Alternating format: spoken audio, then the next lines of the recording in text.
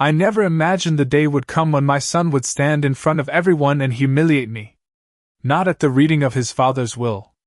Not in front of our closest family members. But there he was, his words sharp as knives, each one sinking deeper into my chest. I had always been the one to take care of him, to put his needs before my own, and this is how he repaid me. It was supposed to be a day of closure, a day to honor the life of the man I had loved for decades, but it quickly turned into a nightmare. As the lawyer began reading the will, I could feel the tension in the room. My son, David, sat beside his wife, Rebecca, both of them stiff and uncomfortable. The lawyer's voice echoed in the quiet room as he read through the details of my husband's estate. I held my breath, waiting for the moment when my name would be called. I knew the house, the memories, everything we had built together, would be in jeopardy. But when the lawyer reached the final part of the will, I never expected what came next. David stood up, his voice cold, his words deliberate. "Mom, you need to understand something. The house and the business are no longer yours.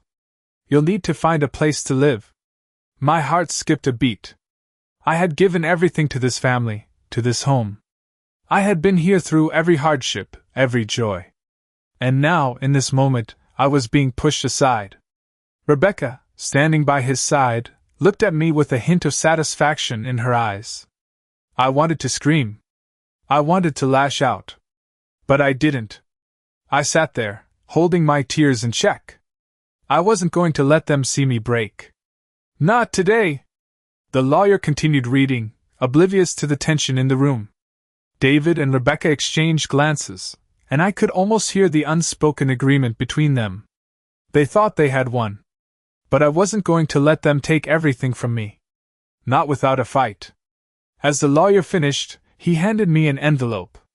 I hadn't noticed it before, but there it was, sitting quietly on the table in front of me. The lawyer explained it was a codicil to the will. My heart raced. What could this possibly mean? I didn't know then, but I had a feeling that this small envelope held the key to everything. As I opened it, the contents inside were more than I could have ever imagined. It wasn't just a letter. It was a message from my late husband. A message that no one in that room had expected. The letter explained that he had known about David and Rebecca's plans. He had been prepared for this moment. He had ensured that I would be taken care of. The room fell silent as I read the letter. The lawyer looked confused, unsure of what to say. David's face turned pale. He had no idea what was coming. And Rebecca, well, her perfect mask slipped for just a moment. I didn't say a word. I didn't need to. The envelope in my hands had said it all. I could see the anger rising in David's eyes, but it didn't matter anymore. The truth was out. My husband had made sure I wouldn't be left with nothing. In that moment, I knew that no matter what happened next, I had won. I stood up slowly, the letter still clutched in my hand. I didn't need to explain myself. I didn't need to fight back with words. I simply turned and walked out of the room, leaving them to deal with the consequences of their greed. I had my own plans now. I didn't look back as I walked out of that lawyer's office. The weight of the envelope in my hand felt heavier with each step. It wasn't just a piece of paper. It was the truth. The truth that David and Rebecca never saw coming. I had always believed that the house, the family, the memories would be enough to keep us together. But it wasn't. Not anymore. As I drove back home, the familiar sights of our neighborhood felt different. The trees lining the street seemed colder, the houses emptier. I had spent so many years nurturing this place, filling it with warmth, with love. And now, it seemed like everything was slipping through my fingers. I didn't understand how it had all come to this. How David, my son, the one I had raised with so much love, could turn on me like this. And Rebecca, well, I had always known she was calculating, but I never thought she would go this far. I couldn't shake the image of her face as she read the letter. She had been expecting to win, expecting to push me aside, to take everything.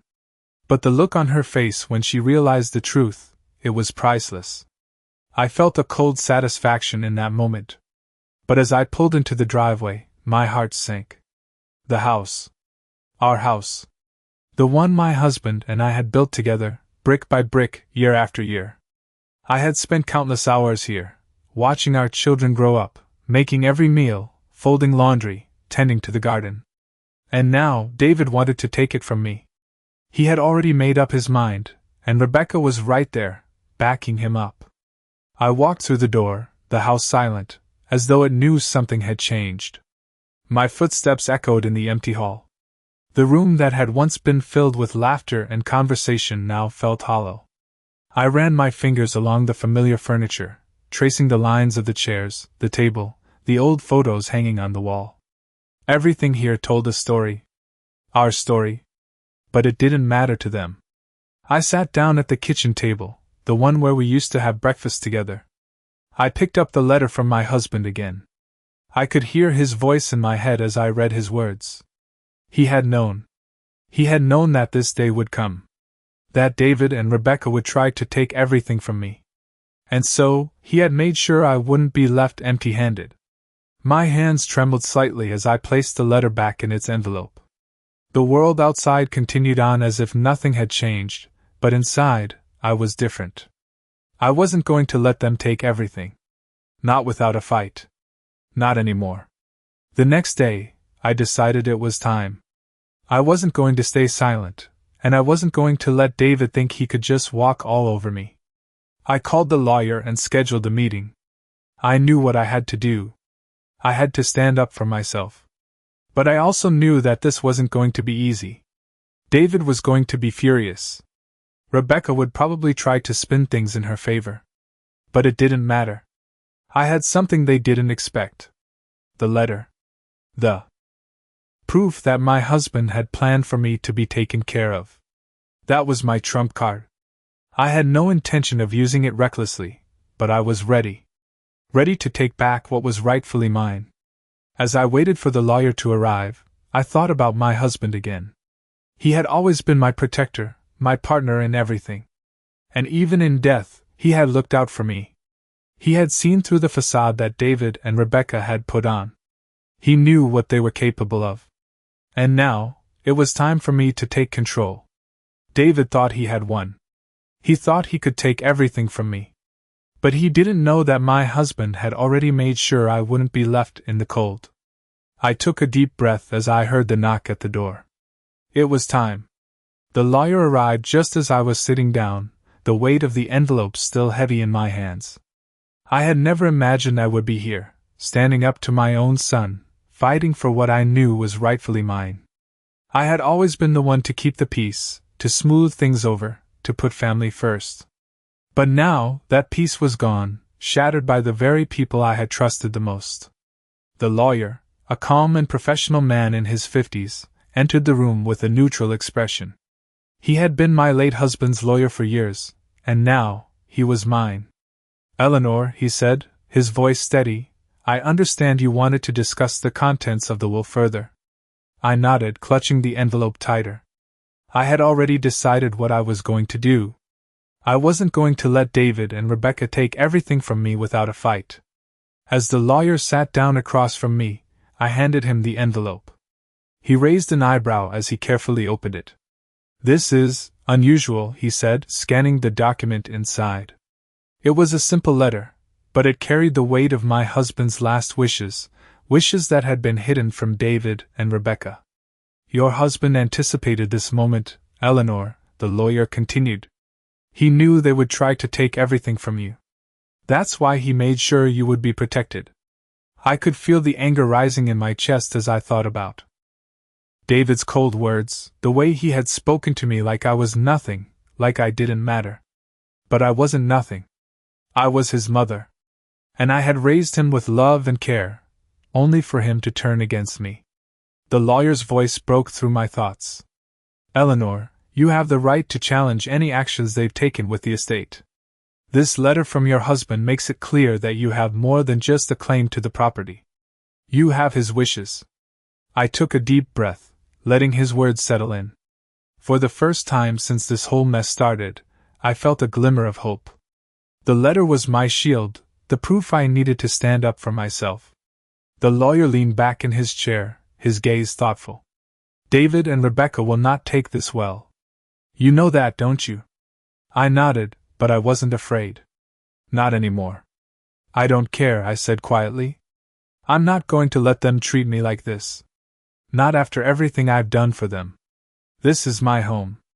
My life. The lawyer gave me a reassuring smile. You're right. And you have every right to fight for what your husband wanted for you. But you need to be prepared. They will try to fight back. They will try to make you doubt yourself. I looked down at the letter again, my fingers tracing the edges of the paper. I knew what I had to do. I'm ready, I said. I won't back down. The lawyer stood up, gathering the papers. I will arrange a meeting with them, he said. But you need to be strong, Eleanor. This is not going to be easy. I stood up, the resolve inside me hardening.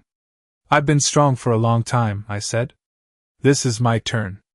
The lawyer nodded, giving me one last look of encouragement before he left. I was alone again, but this time, I didn't feel the crushing weight of loneliness. I felt powerful. I felt in control. The next step was clear. I had to face David. I had to show him that I wasn't the helpless, broken woman he thought I was. I was his mother.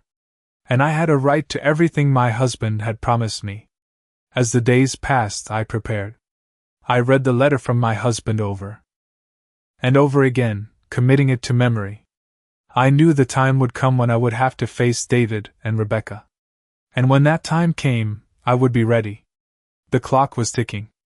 I could hear it in the silence of the house. The silence that had once been filled with laughter, love, and the sound of family. But now, it was filled with tension. And I was ready to break it. It was a week before I was to meet with David and Rebecca, and I could feel the weight of the days bearing down on me. The house felt quieter than usual, the silence growing with every passing moment. I walked through the rooms, my eyes landing on the photographs that lined the walls. The memories were all there, of David as a child, of our family's celebrations, of a time when things were simpler. I had spent decades building this life, filling it with love and care, but now, it seemed so fragile. The anger I had felt when David humiliated me at the will reading was still there, simmering beneath the surface. I had spent years being the peacemaker, the one who held everything together. But now, everything was slipping away, and I was determined to get it back. I spent those days preparing, not just mentally but physically as well. I gathered the documents I needed, the letter from my late husband, and made a plan. I knew this wouldn't be easy. David and Rebecca would fight back, they would try to manipulate the situation in their favor, but I wasn't going to let them. I wasn't going to let them take everything that my husband and I had worked for. On the day of the meeting, I stood in front of the mirror, taking a deep breath. My reflection stared back at me, the lines on my face more pronounced than they had been just a few months ago. But there was strength in those lines. Strength in the years I had spent caring for my family. I wasn't going to let David take that away from me. I was ready. I arrived at the lawyer's office early, my heart pounding in my chest. The room was quiet when I walked in, the atmosphere heavy with the weight of what was about to happen. The lawyer was already there, a stack of papers in front of him. He gave me a reassuring nod as I sat down, and we waited for David and Rebecca to arrive. When they walked in, I could see the tension in the air immediately. David's face was tight, his jaw clenched, while Rebecca had that cold, calculating look she always wore. It was clear that they had no idea what was coming. The lawyer began the meeting, explaining the contents of the will once again, though we had already gone over it several times. But this time, it was different. This time, it wasn't just about the will. This time, it was about what was hidden in that letter. I could feel David's eyes on me, his anger barely contained. But I didn't look at him. I kept my focus on the lawyer, my hands resting calmly on the table in front of me. I could hear David's voice as he spoke, trying to assert his control, but his words were falling on deaf ears. This wasn't his fight anymore. The lawyer finally turned to me, asking if I had anything to add. I knew it was time. I took the envelope out of my bag, placing it on the table between us. I slid it toward the lawyer, my eyes locking with David's for just a moment. He froze. I could see the color drain from his face as he realized what I was doing. The lawyer opened the envelope and read the letter aloud. The room was silent as the words echoed in the air. Eleanor, I know what's coming. I know that David and Rebecca will try to take everything from you. But I want you to know that I have made provisions for you. You will not be left with nothing. I have taken steps to ensure that the house, the business, and everything we worked for will remain yours. As the lawyer read the letter, I could feel the weight of my husband's love and care, even from beyond the grave. He had known. He had known that this day would come, and he had made sure I wouldn't be left behind. The look on David's face was priceless. His eyes were wide, his lips trembling as he tried to make sense of what he had just heard. Rebecca, on the other hand, looked furious. She had been so sure of her victory. So certain that she and David would walk away with everything. But now, everything was falling apart. The lawyer looked at me, his expression neutral but understanding. Eleanor, this changes everything. You have every right to claim what your husband intended for you. I nodded, my heart steady. I had been prepared for this moment. I had known that David and Rebecca would try to push me aside, but I wasn't going to let them. I wasn't going to let them take what was rightfully mine. The lawyer turned to David and Rebecca, his voice firm. It seems that the provisions your father put in place are clear. The estate is not just for you, David. It was meant to be shared. David's face twisted with anger, but there was nothing he could do. The truth had come out, and there was no denying it. I could feel a sense of peace settle over me. I had fought for what was mine, and I had won. But this wasn't over yet. There was still more to be done.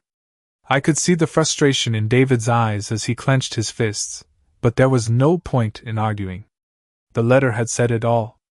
I stood up slowly, my body feeling lighter than it had in weeks. I'm done, I said quietly, my voice steady. I don't need to fight anymore. The truth is on my side. As I turned to leave, I could hear the murmurs of anger behind me, but I didn't turn back. I had won. And that was all that mattered. It had been a few days since the meeting, and I could still feel the tension lingering in the air.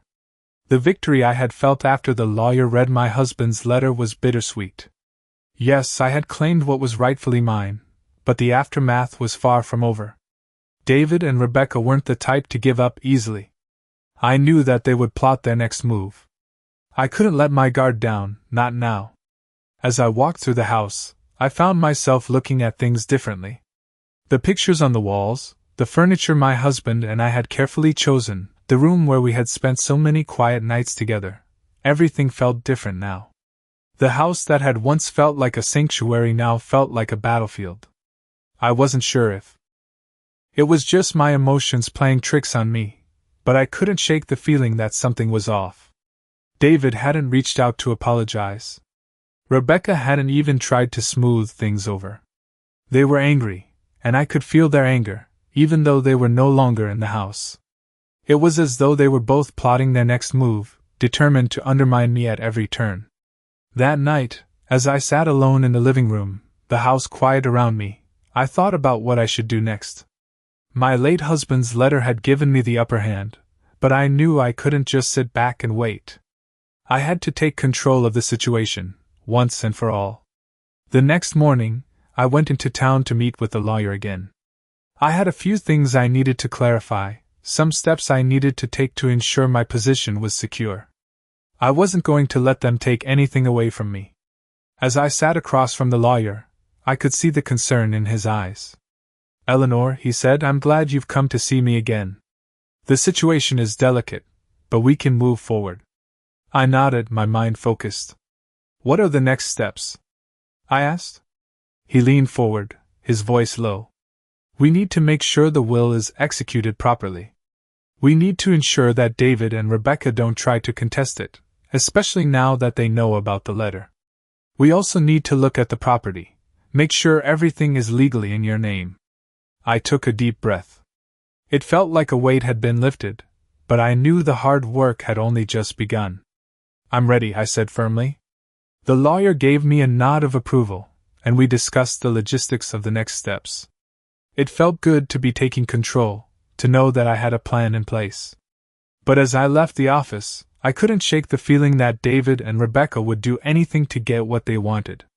They wouldn't stop until they had everything they thought they deserved. I had seen their true colors, and I wasn't going to let them walk all over me again. As I walked back to my car, my phone buzzed in my pocket. I pulled it out, glancing at the screen. It was a message from David. "We need to talk," it read. I didn't hesitate. I called him immediately. "David," I said when he picked up. "What is it?" His voice was tense, but there was something else, something almost desperate in his tone. "Mom, I want to make things right," he said, his words rushed. I realize I overreacted at the will reading. I shouldn't have said those things. "Can we meet? I want to talk about the house." I felt a mixture of emotions, anger, confusion, and a hint of relief. Was this a genuine attempt to reconcile, or was he just trying to get me to back down? I knew I had to be careful. "I'll meet you, but we'll do this on my terms," I said, my voice firm. "We'll meet tomorrow at the lawyer's office." There was a long pause before he spoke again. "Fine. I'll be there." As I ended the call, I couldn't help but wonder what he was really up to. Was this an attempt at making amends, or was it just another manipulation? I would have to wait and see.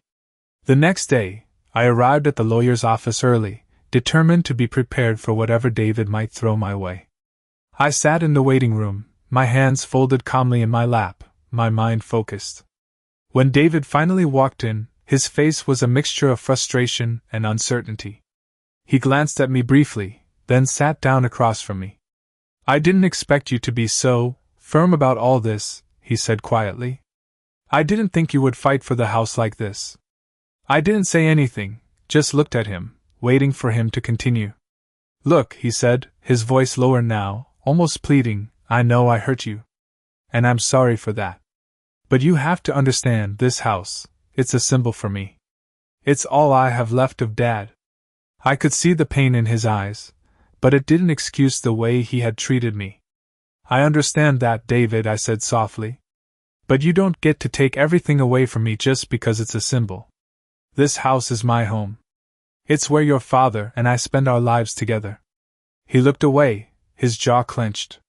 "I never meant for it to be this way," he said, his voice trembling. "But Rebecca, she's been pushing me to make sure we have a future.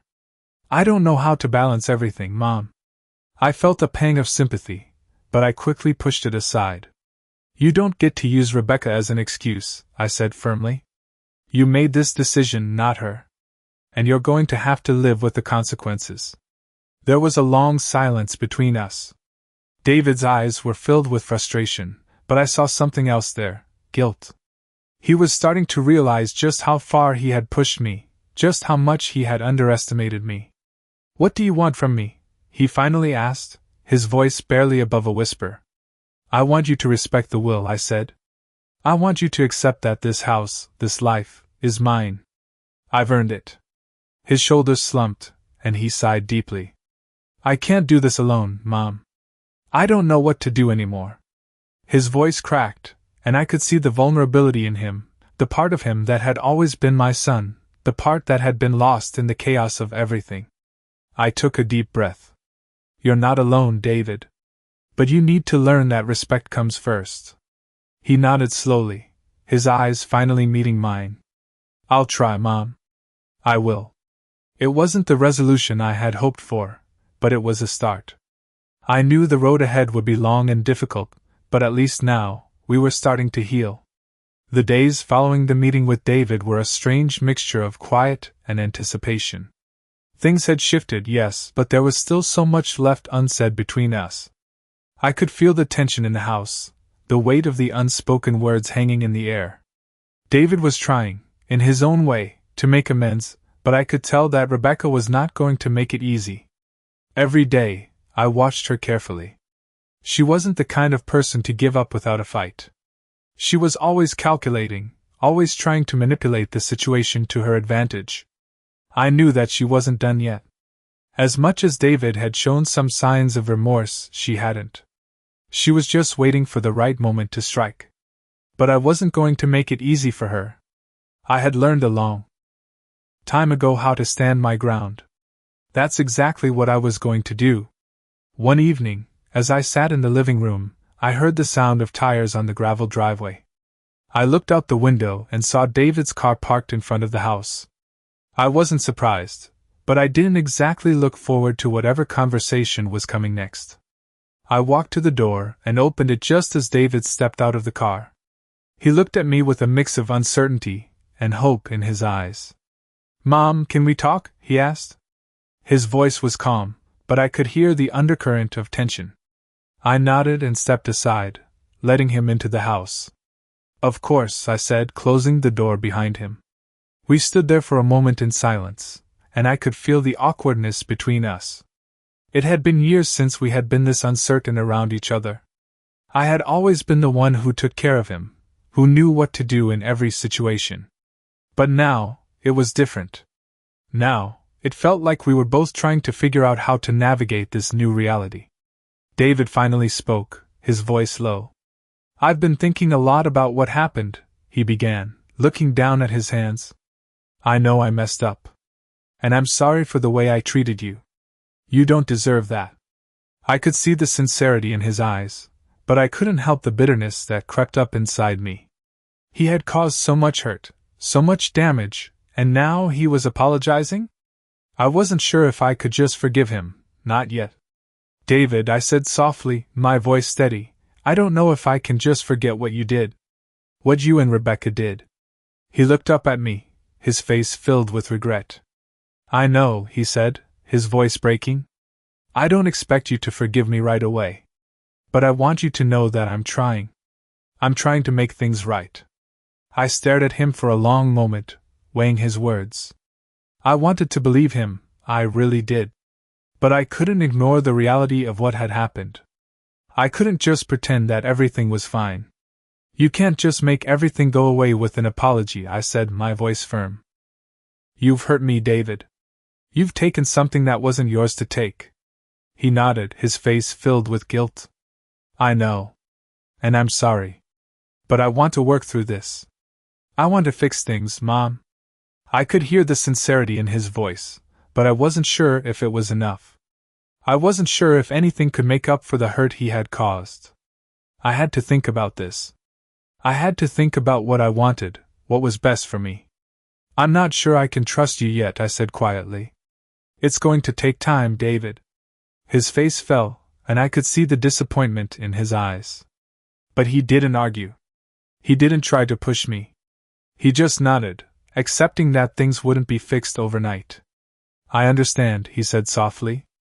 "I just wanted you to know that I'm here. I want to be part of your life again, if you'll let me." I didn't say anything for a moment. The house felt even quieter now, the weight of everything settling in.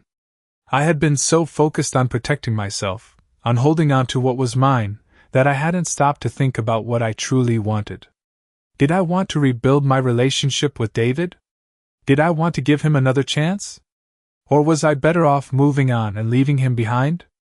I didn't have the answers, but I knew one thing for sure: I couldn't let my guard down completely. Not yet. The pain was still too fresh. "We'll see, David," I said softly. "I'm not ready to let you back in just yet. But I'm willing to see where this goes." His face softened, and for the first time in a long time, I saw a glimpse of the son I once knew. He wasn't perfect, and neither was I, but maybe, just maybe, there was a chance for us to start over. "Thanks, Mom," he said, his voice full of gratitude. I nodded, not sure what the future held, but feeling a small spark of hope. As he left, I stood there for a moment, thinking about the past, about everything that had happened. It wasn't easy to move on. But maybe, just maybe, it was possible. The days that followed were filled with a strange sense of uncertainty. David had made his attempt to reconcile, and while I appreciated his efforts, I still couldn't shake the feeling that there was more beneath the surface. Rebecca was still very much a part of the equation, and I knew she wouldn't give up without a fight. Despite David's apology, I knew this wasn't over. There were still things to be sorted out, and I wasn't going to let them get away with what they had tried to do. That evening, as I sat in the quiet of the living room, I couldn't help but replay the events in my mind. It had been years since I had had to confront this kind of situation, and now, here I was, fighting for my own future. For so long, I had put everyone else first, my husband, my son, even Rebecca. But now, it was time to put myself first. It was time to protect what was mine. I had spent years building this life. My husband and I had created something together, and I wasn't about to let it slip away. The next morning, I woke up with a sense of clarity. I didn't need to sit around and wait for things to unfold. I needed to take control. I made the decision to meet with the lawyer again. I needed to make sure everything was in order, to make sure David and Rebecca couldn't twist the situation in their favor. The lawyer's office was just as calm and professional as it had been before. I walked in with a sense of determination, ready to take the next step. "Eleanor," the lawyer said, his voice warm but professional. "I'm glad you're here." I sat down across from him, my hands resting on the table. "I'm ready to move forward," I said, my voice steady. The lawyer nodded and began explaining the legal steps we needed to take to ensure the estate was properly executed. "We'll need to file the necessary documents with the court," he said.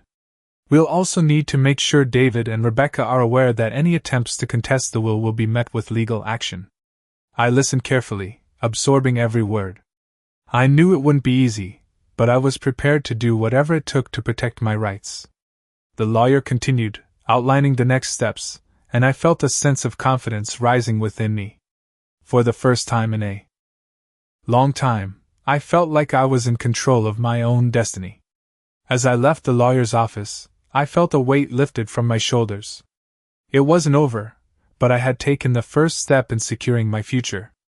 I knew that David and Rebecca would continue to try and manipulate the situation, but I wasn't going to back down. That evening, as I sat at the dinner table, I could feel the tension building between David and me. The silence was palpable, and for a moment, I wondered if things would ever truly be normal between us again. Finally, David spoke. "Mom," he said, his voice hesitant, "I know you're still upset with me. And I understand why." He paused, his hands gripping the edge of the table. "I've been thinking a lot about everything that's happened. And I realized that I've been selfish. I've been so focused on what I wanted, that I didn't see how much I was hurting you." I looked at him, my eyes searching his face for any sign of sincerity. "I know that I can't undo the past," he continued, his voice low. "But I want to try to make things right. I don't want to lose you, Mom. I don't want to lose my family." I didn't respond right away. Part of me wanted to believe him. But another part of me couldn't forget the pain he had caused. The way he had humiliated me in front of everyone, the way he had tried to take everything from me without a second thought. I wasn't sure if I could ever forgive him for that. But I also knew that holding on to the anger would only eat me up inside. "I'm not sure if I can forgive you yet, David," I said softly. "But I'm willing to try. I'm willing to see where this goes." His face softened, and for a moment I saw the son I once knew. The one I had raised with so much love and care. "That's all I ask, Mom," he said, his voice filled with emotion. "I just want a chance to make things right." We sat there in silence for a while, the weight of everything hanging between us. It wasn't going to be easy, I knew that. But for the first time in a long time, I felt a glimmer of hope. Maybe, just maybe, there was a chance for us to rebuild. As the days passed, David continued to make an effort. He came by the house more often, helping with small things, spending time with me. It was a slow process, but I could see the change in him. He wasn't the same person who had humiliated me at the will reading. He was trying. And for the first time in a long time, I started to believe that maybe, just maybe, we could find a way forward. Rebecca, however, was a different story. She was still cold, still distant, and I could feel the tension whenever she was around. I knew she wasn't going to make it easy. But I also knew that I wasn't going to let her take control of my life any longer. The power had shifted. I had taken the first steps toward reclaiming what was mine, and I wasn't going to stop now. It was going to take time, but I was ready to fight for my family, for my home, and for my future. Weeks passed since the tense meeting, and although David had made efforts to rebuild our relationship, the presence of Rebecca still cast a heavy shadow. I could feel her eyes on me whenever she visited, a coldness in her gaze that I couldn't ignore. It was clear that she wasn't ready to let go of her plans. The tension between us was palpable, but I wasn't going to back down. I had learned to trust my instincts, and I knew that I had to be vigilant. One evening, as I sat in the living room, I heard the familiar sound of David's car pulling into the driveway. It wasn't unusual for him to stop by, but tonight, there was something different in the air. I could sense that he was carrying something that weighed heavily on him. When he entered the house, I looked up from the book I had been reading. He stood in the doorway for a moment, his expression serious. "Mom, we need to talk," he said, his voice tight. I set the book down and motioned for him to sit. "What's going on, David?" I asked, trying to gauge the situation. He hesitated, his hands gripping the back of the chair. "It's Rebecca," he began, his voice low. "She's been pushing me, telling me that I should take control of the house. She thinks that if we sell it, we can start fresh, get rid of everything that's holding us back." I stared at him, trying to process what he was saying. "She wants to sell the house?" I asked, my voice steady but my mind racing. He nodded slowly. "I've been thinking about it too, but I'm not sure. Part of me wants to make things right, but then there's a part of me that thinks maybe starting fresh would be the best thing for both of us." My heart sank as I listened to him. I had hoped that we could find a way to move forward, but Rebecca was still trying to tear everything apart. She wasn't satisfied with what had already been done. She wanted more. "David, this house is my home," I said quietly, my voice trembling with the weight of my words. "It's not just a piece of property. It's where your father and I spend our lives together. It's where you grew up." He looked down at the floor, his face filled with conflict. "I know, Mom," he said softly. "I know. But Rebecca, she's been convincing me that it's time for a change." I took a deep breath, trying to steady myself. This was it. This was the moment when everything could fall apart again, or it could be fixed once and for all. "David," I said, my voice firm. "You need to understand that this house is not just a symbol. It's a part of me. I've worked my entire life to create a home here. I'm not going to let someone else come in and take it away from me." There was a long silence between us, and I could see the conflict in David's eyes. He was torn between his loyalty to Rebecca and his love for me, his mother. "I don't want to hurt you, Mom," he said quietly. "But I'm not sure what to do. I feel like I'm stuck in the middle." I stood up, my mind made up. "You don't have to choose between us, David," I said, my voice steady. "You just need to understand that I'm not going to let Rebecca push me around. I'm not going to let her control everything." He didn't respond right away, but I could see the gears turning in his mind. Finally, he nodded. "I get it, Mom. I do. I'll talk to Rebecca. I'll tell her we're not selling the house." I looked at him, my heart swelling with a mixture of relief and pride. This was the son I had raised, the one who could make the right decisions when it mattered most. "Thank you," I said softly. He gave me a small smile. "I'll do what's right, Mom. I promise." As he left that night, I couldn't help but feel a sense of hope. Things weren't perfect, but they were moving in the right direction. I wasn't sure what the future held, but for the first time in a long time, I felt like we were on the same page. I knew that Rebecca wasn't going to give up easily, but I also knew that I had the strength to stand my ground. This was my home, and I wasn't going to let anyone take it away from me. The days that followed David's promise to speak to Rebecca were tense, but there was a sense of cautious hope in the air. I could feel the shift in the household, as if the weight of our past decisions was slowly being lifted. David had come through, and though I knew Rebecca wasn't one to let go of things easily, for the first time, I felt like we might be able to find a way to move forward. But I knew I couldn't relax just yet. Rebecca was still out there, her silence louder than any words she could have spoken. She was plotting, waiting for the right moment to strike. I spent the next few days making sure everything was in order, ensuring the legal matters surrounding the house and the estate were handled. The house, my sanctuary, was now under my control. But the peace I felt was fleeting. I had been through enough to know that things could change in an instant. That evening, as I was going over some papers in the study, I heard the front door open. My heart skipped a beat as I recognized the sound of footsteps. I knew it was David. I hadn't seen him since our last conversation, and I was hoping that his words would hold true. When he entered the room, his face was tired, his eyes weary, as if the weight of the world had been placed on his shoulders. "Mom," he said, his voice low. "I talked to Rebecca." I looked up at him, holding my breath. "And?" I asked, my heart pounding. He sighed deeply and sat down across from me. "She didn't take it well," he admitted. "But I told her we weren't selling the house. I told her that this is where we are staying." I could see the conflict in his eyes, the struggle between his loyalty to me and the pressure Rebecca had put on him.